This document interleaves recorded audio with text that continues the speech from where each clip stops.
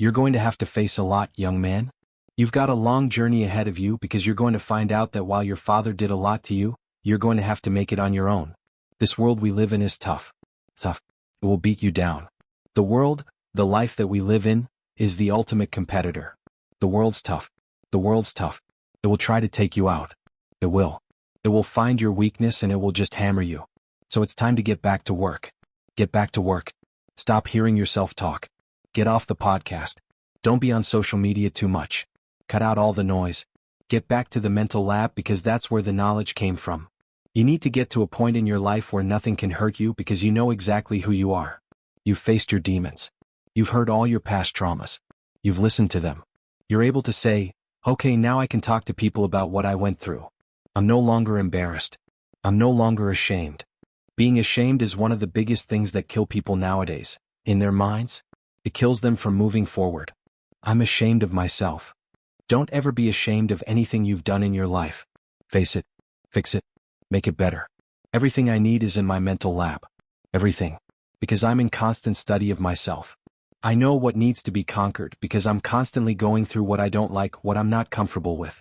I know, and only I can fix these problems, because I have to face them. Heraclitus, a philosopher born in the Persian Empire back in the 5th century BC, had it right when he wrote about men on the battlefield. Out of every 100 men, 10 shouldn't even be there. 80 are just targets. 9 are the real fighters and we are lucky to have them for they make the battle. But the one is a warrior. From the time you take your first breath, you become eligible to die. You also become eligible to find your greatness and become the one warrior. But it is up to you to equip yourself for the battle ahead. Only you can master your mind, which is what it takes to live a bold life filled with accomplishments most people consider beyond their capability. I'm not a genius like those professors at MIT, but I am that one warrior. In the story you are about to read, the story of my life, you will find a proven path to self-mastery. It will empower you to face reality, hold yourself accountable, push past pain, learn to love what you fear, relish failure, live to your fullest potential, and find out who you really are. Human beings change through study, habit, and stories. Through my story, you will learn what the body and mind are capable of when driven to maximum capacity, and how to get there. Because when you're driven, whatever is in front of you, whether it's racism, sexism, injuries, divorce, depression, obesity, tragedy, or poverty, becomes fuel for your metamorphosis. The steps laid out here amount to the evolutionary algorithm, one that obliterates barriers, glimmers with glory, and delivers lasting peace. I hope you're ready. It's time to go to war with yourself. 3rd grade was a shock to my brother, not just because we had to learn cursive when he was still getting the hang of reading block letters, but because our teacher, Mrs. H, was nothing like Sister Margaret. Our class was still small, about 20 kids total, split between 3rd and 4th grade, but she didn't handle it nearly as well and wasn't interested in taking the extra time my brother required. His trouble started with the standardized test we took during our first couple of weeks of class. His came back a mess. He was still way behind the other kids and had trouble building on lessons from the previous days, let alone the previous academic year. Sister Margaret considered similar signs as cues to dedicate more time to her weakest student, challenging him daily. Mrs. H looked for a way out. Within the first month of class, she told my mother that my brother belonged in a different school, one for special students. Every kid knows what special means. It means you're about to be stigmatized for the rest of your life. It means you're not normal. The threat alone was a trigger, and my brother developed a stutter almost overnight. His thought-to-speech flow was jammed up with stress and anxiety, and it was at its worst in school. Imagine being the only black kid in class, in the entire school, and enduring the daily humiliation of also being the dumbest. He felt like everything he tried to do or say was wrong. It got so bad that instead of responding, or stuttering like a scratched vinyl, whenever the teacher called his name he often chose to keep quiet. It was all about limiting exposure to save face. Mrs. H didn't even attempt to empathize. She went straight to frustration and vented it by yelling at him. Sometimes when she was leaning down, her hand on the back of his chair, her face just inches from his own, she had no idea the Pandora's box she was tearing open. Once, school was a safe harbor, the one place he knew he couldn't be hurt. But in Indiana, it morphed into his torture chamber. Mrs. H wanted him out of her classroom, and the administration supported her, until my mother fought for him. The principal agreed to keep him enrolled if my mother signed off on time with the speech therapist and put him into group therapy with a local shrink they recommended. The psychologist's office was adjacent to a hospital, Exactly where you'd put it if you were trying to make a little kid doubt himself. It was like a bad movie. The shrink set up 7 chairs in a semicircle around him, but some of the kids wouldn't, or couldn't, sit still. One child wore a helmet and banged his head against the wall repeatedly. Another kid stood up while the doctor was mid-sentence, walked toward a far corner of the room and peed in the trash can.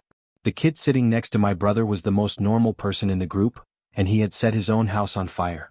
I can remember my brother staring up at the shrink on his first day thinking, there's no way I belong here. That experience kicked his social anxiety up several notches. His stutter was out of control. His hair started falling out and white splotches bloomed on his dark skin. The doctor diagnosed him as an ADHD case and prescribed Ritalin, but his problems were more complex. He was suffering from toxic stress. The type of physical and emotional abuse he was exposed to has been proven to have a range of side effects on young children. Because in our early years the brain grows and develops so rapidly. If during those years your father is an evil man determined to destroy everyone in his house, stress spikes. And when those spikes occur frequently enough, you can draw a line across the peaks. That's your new baseline. It puts kids in a permanent fight or flight mode. Fight or flight can be a great tool when you're in danger, because it amps you up to battle through or sprint from trouble, but it's no way to live. I'm not the type of guy to try to explain everything with science, but facts are facts. I've read that some pediatricians believe toxic stress does more damage to kids than polio or meningitis. I know firsthand that it leads to learning disabilities and social anxiety, because, according to doctors, it limits language development and memory, which makes it difficult for even the most gifted student to recall what they've already learned. Looking at the long game, when kids like my brother grow up, they face an increased risk for clinical depression, heart disease, obesity, and cancer, not to mention smoking, alcoholism, and drug abuse. Those raised in abusive households have an increased probability of being arrested as a juvenile by 53%. Their odds of committing a violent crime as an adult are increased by 38%. My brother was the poster child of that genetic term we've all heard before, at-risk youth. My mother wasn't the one raising a thug. Look at the numbers and it's clear. If anyone put him on a destructive path, it was Marcus Hale. He didn't stay in group therapy for long and he didn't take Ritalin either. My mom picked him up after his second session, and he sat in the front seat of her car wearing a 1,000-yard stare. "Mom, I'm not going back," he said. "These boys are crazy." She agreed. But he was still a damaged kid.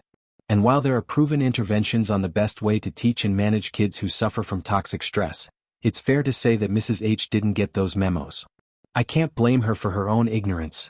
The science wasn't nearly as clear in the 1980s as it is now.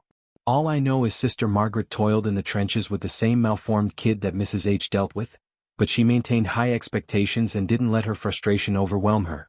She had the mindset of, everybody learns in a different way and we're going to figure out how you learn.